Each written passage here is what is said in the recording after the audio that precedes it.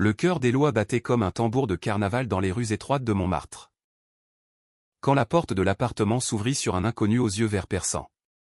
« C'est juste un massage. » avait-il murmuré d'une voix rauque, en posant ses mains sur les épaules nues d'Éloi.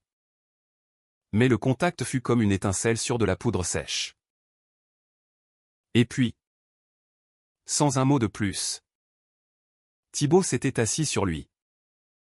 Son poids chaud et impérieux plaquant Éloi contre le matelas usé, transformant un geste anodin en une promesse interdite qui allait consumer leurs âmes. Éloi traversait les ruelles pavées de Montmartre comme un fantôme errant dans son propre corps, les épaules voûtées sous le poids invisible d'une existence qui s'effritait jour après jour. Paris. Cette ville qu'il avait toujours aimée pour ses cafés enfumés où l'on sirotait un expresso serré en observant les passants, lui semblait soudain un labyrinthe hostile. À 32 ans, il travaillait comme graphiste freelance dans un atelier exigu du quartier, entouré de toiles blanches et d'écrans qui clignotaient comme des yeux accusateurs. Les nuits se fondaient en journées grises, rythmées par le tintement des verres au rez-de-chaussée. Dans la brasserie où il descendait parfois pour un croque-monsieur noyé de béchamel crémeuse. Ce plat réconfortant qui évoquait les dimanches d'enfance à Lyon-sur-Mer, quand sa mère fredonnait des airs de Piaf en remuant la sauce. Mais ce soir-là, l'automne 2025 enveloppait la butte d'un manteau de brume orangée. Et Éloi sentait une fatigue plus profonde que les muscles endoloris par des heures penchées sur son ordinateur. Il avait répondu à une petite annonce sur un forum local, massage thérapeutique à domicile, par un praticien certifié. Détente garantie. C'était impulsif, presque ridicule pour un homme comme lui, célibataire depuis des lustres, qui préférait les promenades solitaires le long de la Seine aux contacts humains trop intimes. Pourtant, il avait envoyé le message. Et l'homme avait répondu avec une efficacité désarmante, « Thibaut. Rendez-vous ce soir 20h. » La porte s'ouvrit sur un courant d'air frais chargé d'odeurs de pain frais et de lavande séchée. Vestige d'un marché provençal que Thibaut devait porter en lui comme un talisman. Éloi le dévisagea. Pris de court. Thibaut n'avait rien du masseur stéréotypé, grand, athlétique sans excès, avec des boucles brunes qui cascadaient sur un front haut, et un sourire en coin qui trahissait une assurance nonchalante. Il portait un pull en laine grise, usé au coude, et un jean ajusté qui soulignait la grâce de ses hanches. Bonsoir. Éloi. Je suis Thibaut, de Saint-Rémy-de-Provence. Vous avez l'air d'en avoir besoin. Éloi hocha la tête, muet, en le faisant entrer dans son petit 2 pièces au dernier étage d'un immeuble haussmannien. L'appartement était un chaos organisé, des croquis de la cathédrale du Sacré-Cœur jonchaient la table basse. Un vieux vinyle de Serge Gainsbourg tournait en boucle sur la platine, diffusant les notes langoureuses de « La javanaise ». Thibaut posa son sac de toile sur le sol, en sortit une huile essentielle au romarin, ça vient directement des champs de ma grand-mère, près d'Arles, et désigna le lit défait. Allongez-vous sur le ventre. C'est juste un massage. Rien de plus. Pour dénouer ces nœuds que la vie vous tresse dans le dos. Éloi obéit, le cœur serré par une appréhension qu'il ne s'expliquait pas. Il ôta sa chemise, révélant une peau pâle marquée par des heures de solitude, et s'étendit sur les draps froissés qui sentaient encore le linge frais de la laverie du quartier. Les mains de Thibaut étaient chaudes, calleuses comme celles d'un artisan, imprégnées d'une force contenue qui contrastait avec la douceur de ses gestes. Il commença par les épaules, pétrissant les trapèzes avec une précision presque médicale. Mais il y avait dans chaque pression une intimité involontaire, un effleurement qui frôlait la caresse. Respirez profondément, murmura Thibaut. Imaginez la lavande des Alpilles, Ces champs violets qui s'étendent à perte de vue sous le Mistral. Éloi ferma les yeux, laissant les arômes l'envahir. Pour la première fois depuis des mois, son esprit s'apaisa. Glissant vers des souvenirs enfouis, les étés à Aix-en-Provence chez une tante excentrique, où il courait pieds nus sur les places ombragées, dévorant des calissons amandés collants de sucre. Thibaut parlait peu. Mais quand il le faisait, c'était avec l'accent chantant du Sud, roulant les airs comme des vagues sur la Méditerranée. Ses doigts descendaient le long de la colonne vertébrale, dénouant les tensions accumulées par des nuits blanches à fixer des deadlines invisibles. Éloi sentit une chaleur monter. Pas seulement physique, mais une vague émotionnelle qui le submergea, la vulnérabilité d'être touché. Vraiment touché. Par un inconnu qui semblait lire en lui comme dans un livre ouvert. Puis, sans transition, Thibaut s'assit à califourchon sur ses hanches. Son poing ancrant Éloi au matelas comme une ancre dans un port tumultueux. C'est pour mieux travailler les lombaires, expliqua-t-il d'une voix basse. Presque un chuchotement. Détendez-vous. Mais Éloi ne pouvait se détendre. Le corps de Thibaut, si proche, irradiait une présence magnétique, la courbe de ses cuisses pressées contre les siennes. La chaleur de son torse qui se penchait légèrement pour malaxer les muscles inférieurs. C'était censé être innocent, thérapeutique. Mais l'air s'alourdit d'une électricité palpable. Comme avant un orage sur la côte d'Azur. Éloi retint son souffle, conscient de la proximité de leur peau, du rythme accéléré de sa propre respiration qui trahissait un désir qu'il n'avait pas anticipé. Thibaut dut le sentir, car ses mouvements ralentirent, devenant plus fluides, plus exploratoires. Une main glissa sur le flanc d'Éloi, effleurant la hanche dans un geste qui n'avait plus rien de professionnel. Vous êtes tendu partout, dit-il doucement. Mais il y a une beauté dans cette tension, comme une sculpture inachevée de Rodin. Éloi rouvrit les yeux, fixant le mur tapissé de posters jaunis de films de Truffaut, et murmura, arrêtez. Ou continuer. Je ne sais plus. Thibaut rit. Un son grave et chaleureux qui vibra contre son dos. C'est le but? Non. De ne plus savoir où commence la détente et où finit le reste. La séance dura 1 heure qui parut une éternité. Et quand Thibaut se releva enfin, Éloi se sentit vide. Comme si une partie de lui avait été emportée par ce contact. Ils partagèrent un verre de vin rouge. Un Côte-du-Rhône corsé que Thibaut avait apporté dans son sac. Assis sur le balcon étroit qui surplombait les lumières vacillantes de la ville. Paris s'étalait en contrebas. Un tapis de joie et de peine entremêlés. Avec le dôme du Sacré-Cœur veillant comme un gardien bienveillant. Thibaut raconta des bribes de sa vie, élevé à Saint-Rémy. Fils d'un olivier et d'une institutrice. Il avait fui le sud pour Paris après une rupture qu'il avait laissé briser. Cherchant dans les massages une façon de toucher sans s'engager. Éloi, à son tour, confia ses doutes, un coming out tardif à 25 ans. Une famille tolérante mais distante de Chalon-sur-Saône. Et cette solitude qui le rongeait comme un vin aigre. Quand Thibaut partit, effleurant la joue d'Éloi d'un baiser fraternel, où était ce plus? La nuit était tombée, lourde de promesses. Éloi s'allongea, le corps encore imprégné de l'huile au romarin.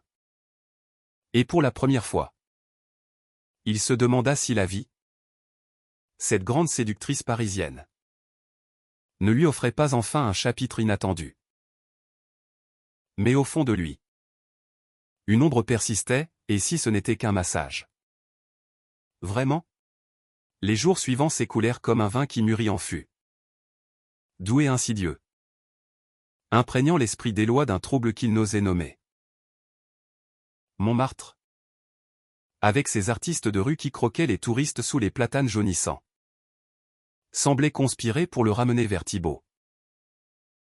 Il repensait à ce poids sur ses hanches. À la façon dont les doigts de l'homme du Sud avaient dansé sur sa peau. Effaçant les frontières entre soin et désir. Éloi. Habitué à ses routines solitaires, à un petit déjeuner de pain au chocolat encore tiède du boulanger du coin. Suivi d'une marche jusqu'au métro en verre pour éviter les embouteillages, où se surprit à shaker son téléphone. Espérant un message qui ne venait pas. C'est Thibaut qui brisa le silence. 3 jours plus tard.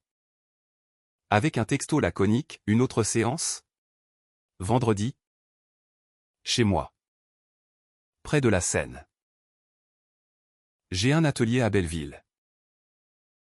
Éloi hésita. Les doigts tremblants sur l'écran. Mais accepta. Vendredi soir. Il descendit les escaliers raides de la butte. Le cœur battant au rythme des accordéons lointains d'un accordéoniste itinérant. Belleville était un quartier hybride. Mélange de culture où les odeurs de péage vietnamien se mêlaient à celles de merguez grillées sur les marchés arabes. Mais l'atelier de Thibaut était un havre provençal au milieu du chaos, un loft aux murs ocre. Tapissé de photos en noir et blanc des garrigues de Saint-Rémy. Et une table de massage professionnelle installée près d'une fenêtre donnant sur les berges embrumées. Thibaut l'accueillit torse nu. Une serviette nouée bas sur les hanches. La peau luisante d'une sueur légère après une séance de yoga matinale.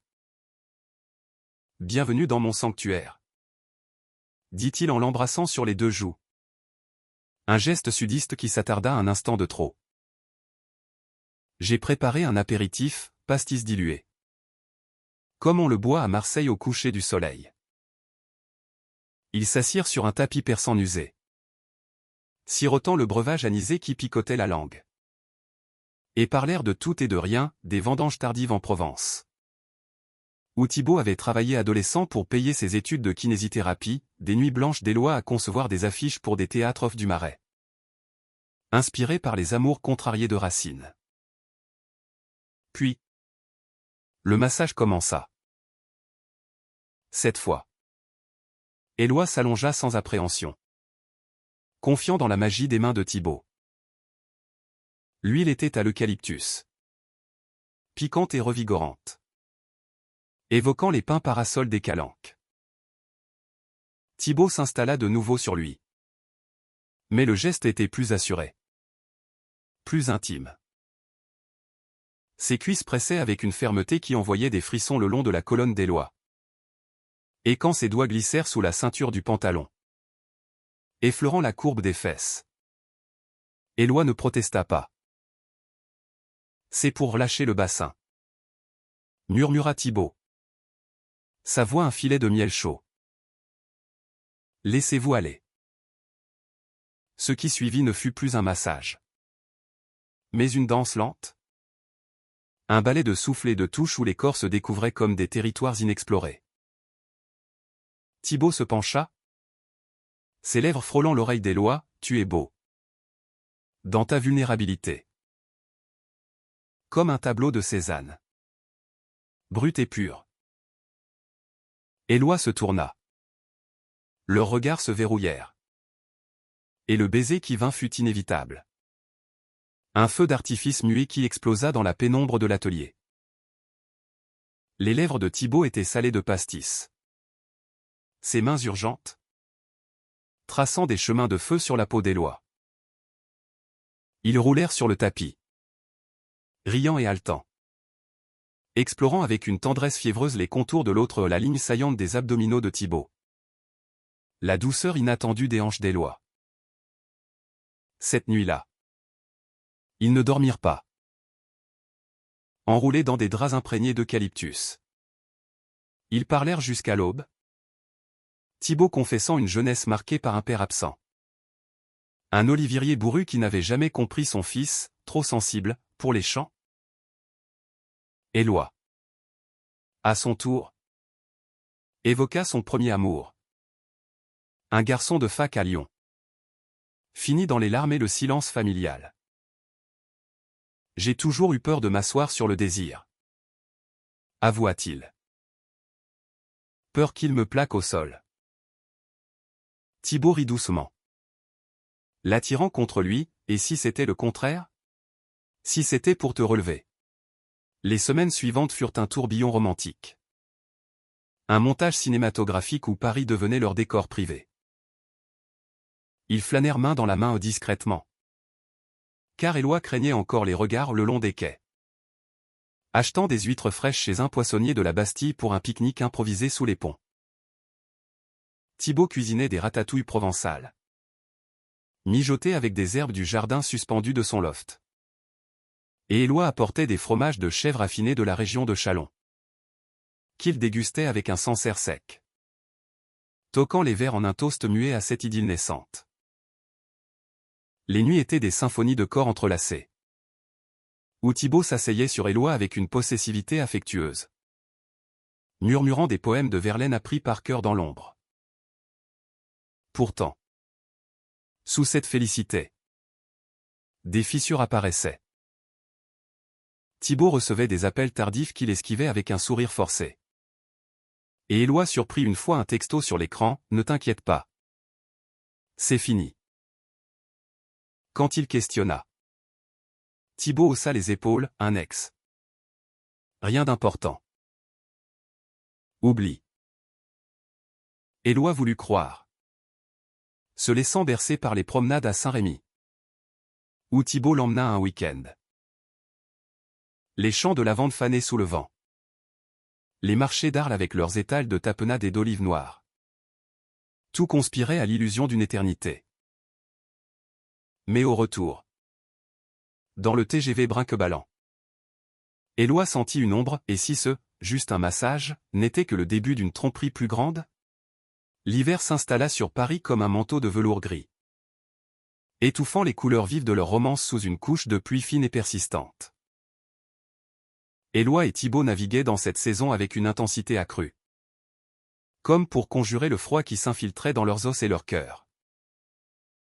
Les matins commençaient par des croissants chauds du boulanger arménien de Belleville. Beurrés et fourrés de chocolat fondu. Mangés au lit tandis que Thibaut traçait des motifs invisibles sur le torse d'Éloi du bout des doigts. Tu sais, disait-il souvent. La Provence m'a appris la patience. Comme les vendanges, il faut attendre que le fruit soit mûr pour le cueillir. Éloi souriait. Mais intérieurement, une impatience le rongeait. Un besoin de mots plus solides que ces caresses éphémères. Un soir de décembre, alors que les guirlandes de Noël illuminaient les Champs-Élysées d'une féerie factice, Thibaut proposa une escapade à Lyon-sur-Mer. La ville natale d'Éloi. Pour rencontrer ton passé. Et peut-être l'embrasser avec le mien. Le train les emporta vers le sud-ouest. À travers des paysages de vignobles endormis sous la gelée.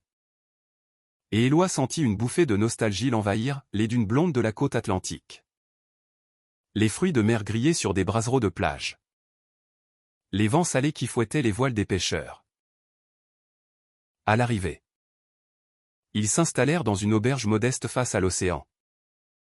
Où l'hôtesse, une vieille bretonne aux cheveux blancs comme l'écume, leur servit une bouillabaisse fumante, riche de safran et de rascasse fraîche.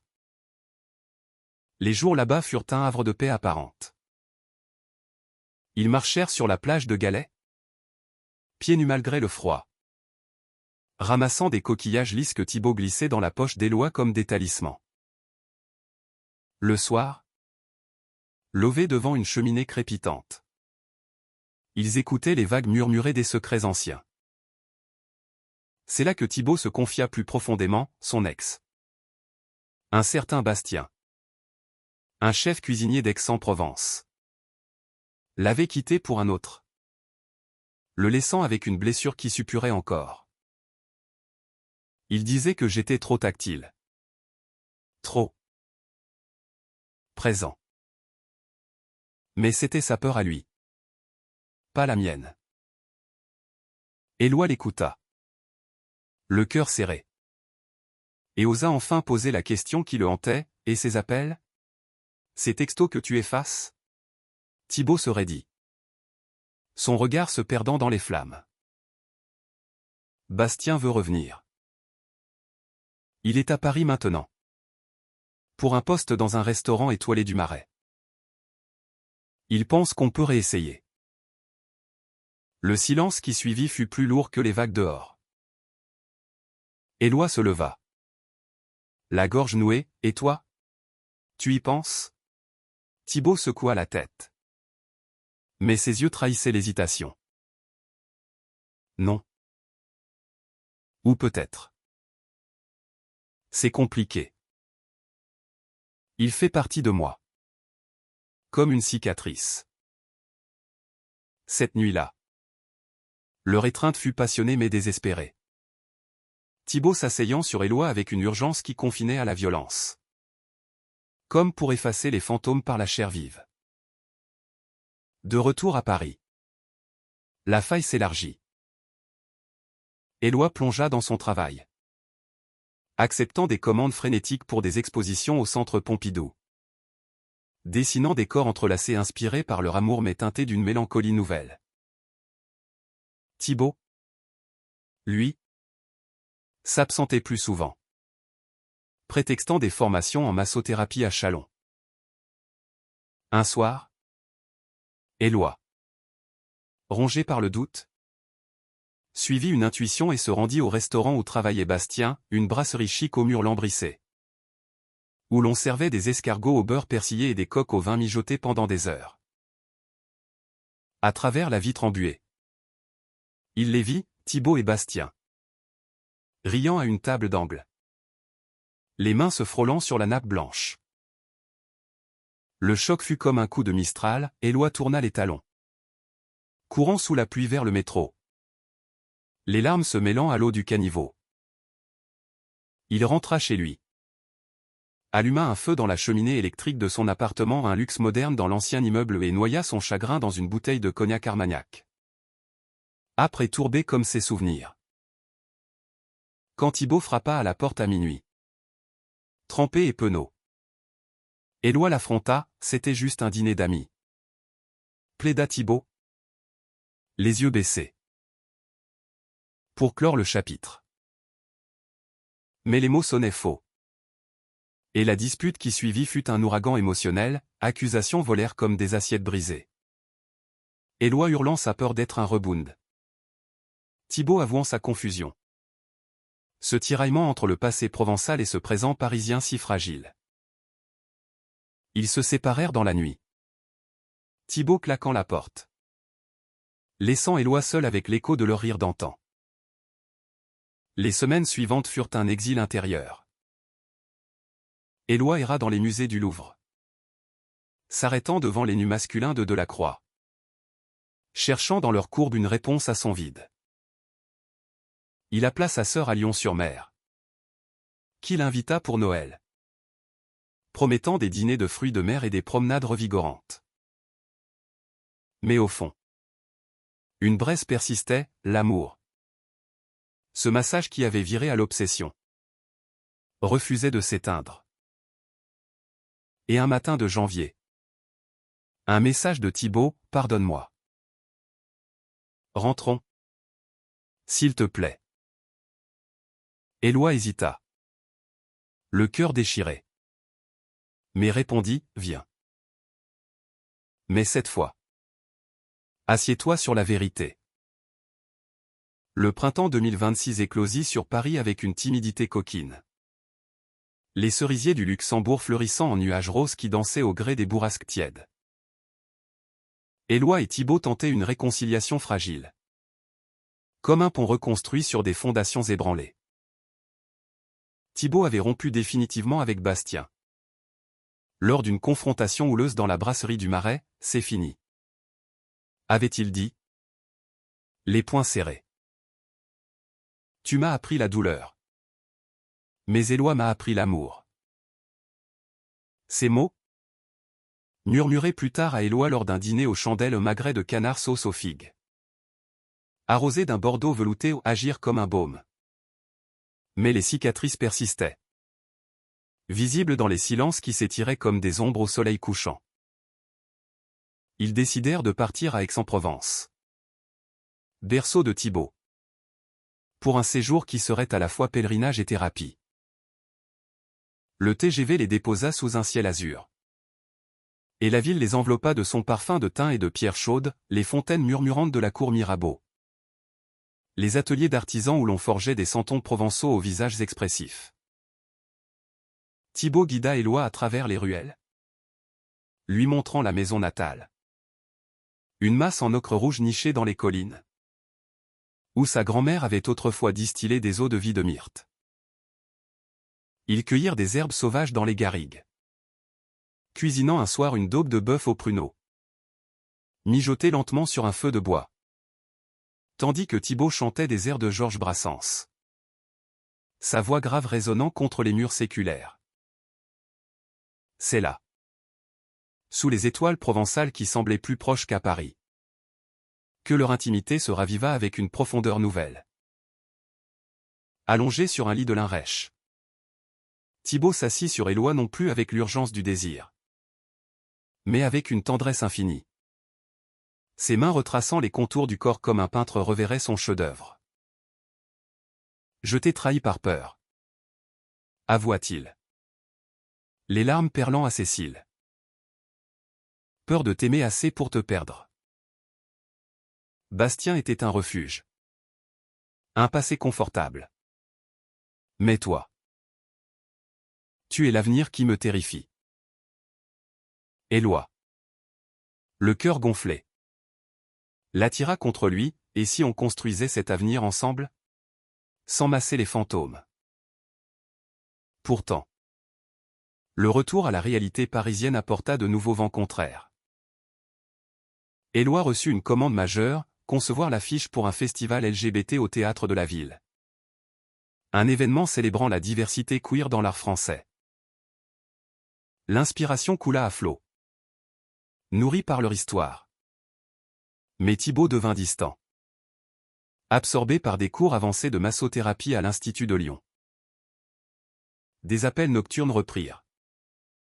Et Éloi, apprenant par un ami commun, découvrit la vérité, Thibaut aidait Bastien. Désormais en dépression après un scandale au restaurant ou une accusation de harcèlement qui l'avait forcé à démissionner. C'est humanitaire? Plaida Thibaut quand Éloi l'affronta dans leur loft de Belleville. Il est brisé. Comme je l'ai été. La dispute fut cataclysmique. Un climax émotionnel où les mots se muèrent en hurlements. Éloi jetant un vase provençal qui se brisa en éclats sur le parquet.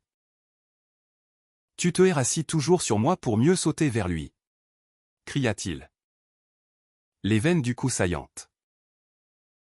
C'est pas de la compassion. C'est de la lâcheté. Thibaut. Blême.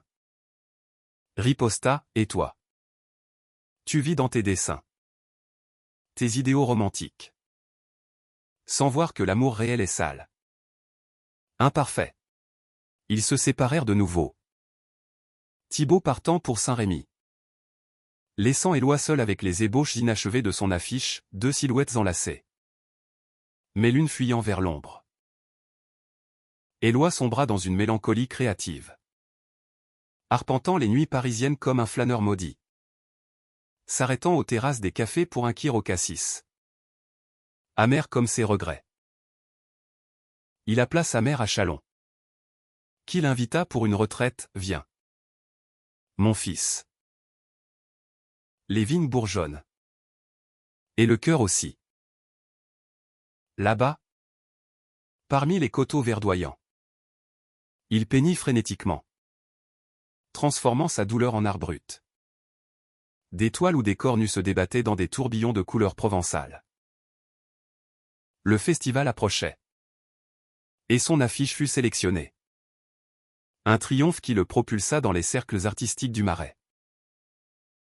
Mais au milieu des vernissages, où l'on trinqua au champagne pétillant, Éloi se sentait vide. Hanté par l'absence de Thibaut. Ce poids qu'il regrettait maintenant comme un manque physique. Un soir de mai. Lors de l'inauguration, Bastien apparut. Les traits tirés. Un verre à la main. Il t'aime. Tu sais. Murmura-t-il à Éloi. Les yeux rougis. Il m'a quitté pour de bon. Mais il souffre autant que toi. Va le voir. À Saint-Rémy. C'est là qu'il guérit toujours. Ces mots furent le déclic. Un appel du cœur qui surpassait la rancune. Éloi prit le premier train. Le paysage défilant comme un film en accéléré, vignes, olivier. Et au bout, l'espoir ténu d'une rédemption. L'été enveloppa la Provence d'une lumière liquide. Dorée comme l'huile d'olive vierge pressée à froid dans les moulins ancestraux de Saint-Rémy. Éloi descendit du bus local sous un soleil impitoyable.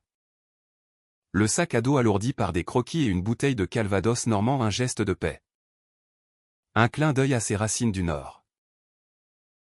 Le village l'accueillit avec sa nonchalance éternelle, les façades ocre des maisons. Les marchés aux étals de melons charentais juteux et de fromage de brebis piquant. Les fontaines où les anciens discouraient de la récolte à venir. Thibaut habitait un petit mas au volet bleu. Au pied des Alpilles.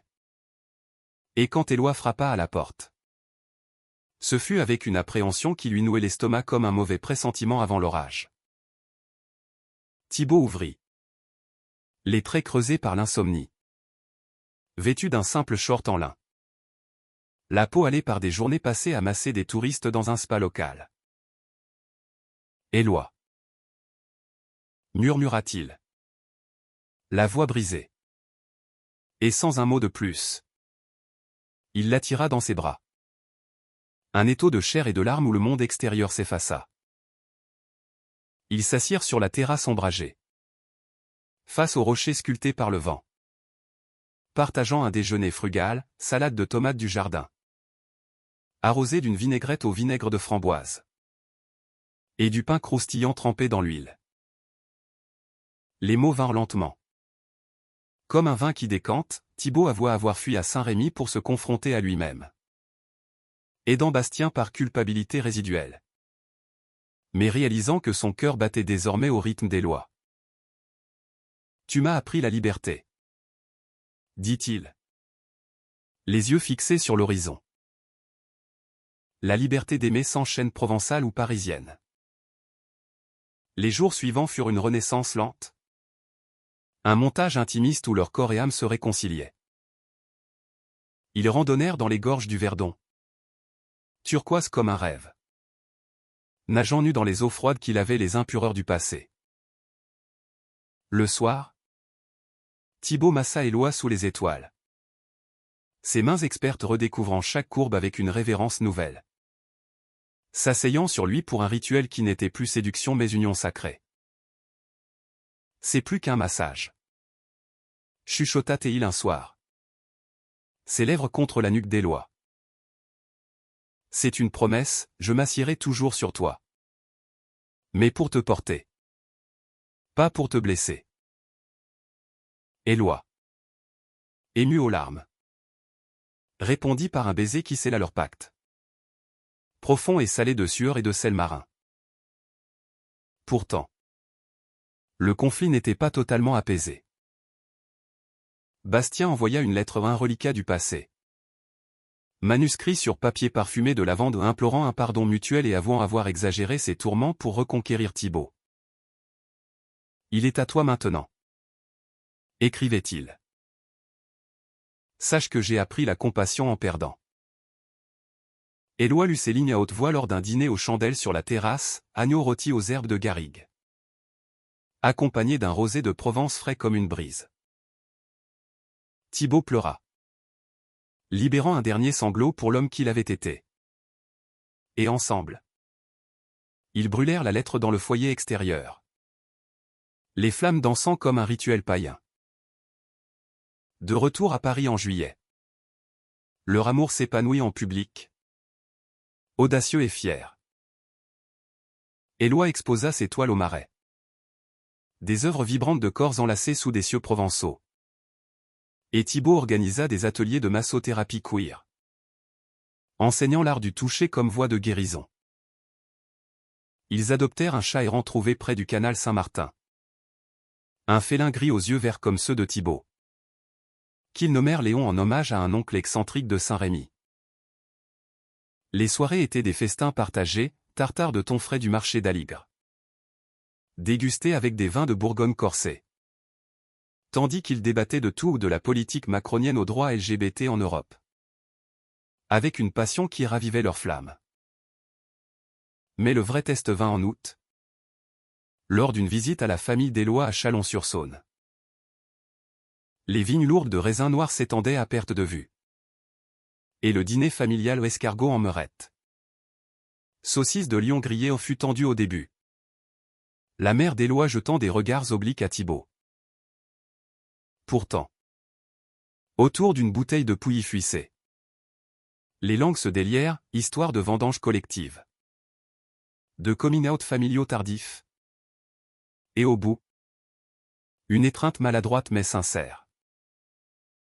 Il te rend heureux, mon fils, murmura la mère. C'est tout ce qui compte. Thibaut, ému, s'assit symboliquement sur une chaise à côté d'Éloi.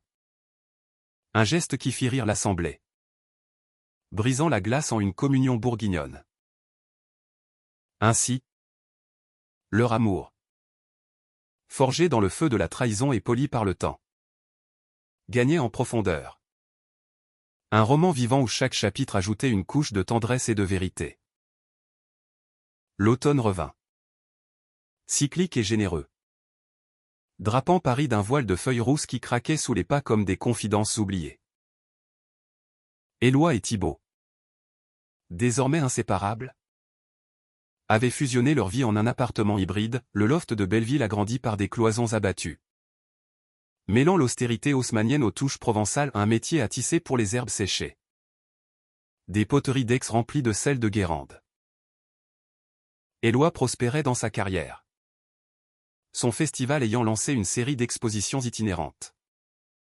Tandis que Thibaut ouvrait un centre de bien-être à Montmartre, spécialisé dans les thérapies holistiques pour la communauté queer, où les massages devenaient des espaces de dialogue corporel et émotionnel.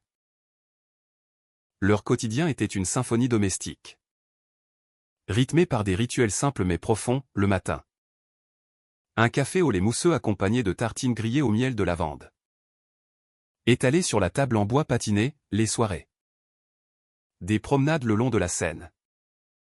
Main dans la main sans plus se soucier des regards. S'arrêtant pour un glace à la pistache chez Bertillon sur l'île Saint-Louis. L'intimité physique, jadis explosive, s'était muée en une danse harmonieuse, où Thibaut s'asseyait sur Éloi avec une familiarité aimante.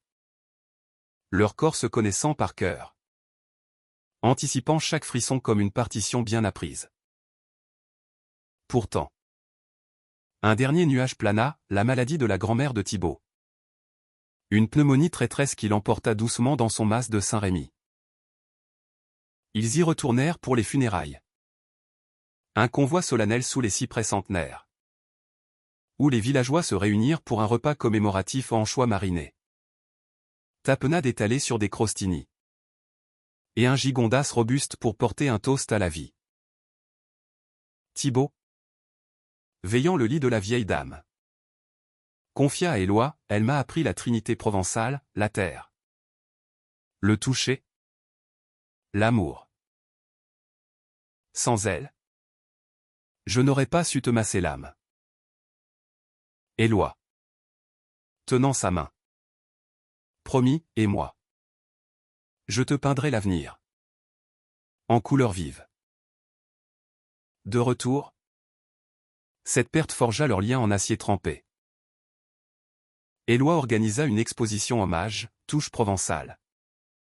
Des toiles où des mains entrelacées émergeaient de paysages alpillais, symbolisant la transmission de l'affection à travers les générations. L'événement attira une foule éclectique d'artistes du Marais. Famille de banlieue. Couple comme eux et au milieu des applaudissements, Thibaut prit la parole. La voix tremblante, l'amour n'est pas un massage éphémère, mais un engagement quotidien. Une assise sur l'autre pour mieux voler ensemble. Éloi. Les yeux humides. L'embrassa devant tous. Un geste libérateur qui scella leur coming out public. Applaudi comme un acte de résistance poétique. L'hiver approcha. D'où cette année-là. Avec des neiges rares qui saupoudraient Montmartre d'un sucre glace. Ils fêtèrent Noël à Lyon-sur-Mer. Chez la sœur d'Éloi. Autour d'une noix rôtie farcie de marron. Les rires fusant comme des feux d'artifice. Thibaut, intégré à la famille, raconta des légendes de Santon. Ces crèches vivantes de Provence où les bergers gays auraient pu avoir leur place. Et au Nouvel An, sur la plage déserte, ils burent du champagne millésimé, toquant à la liberté, celle d'aimer sans peur, d'être soi sans masque. Leur histoire, née d'un, juste un massage, qui avait viré à l'embrasement, s'achevait non en apothéose dramatique, mais en une quiétude humaniste.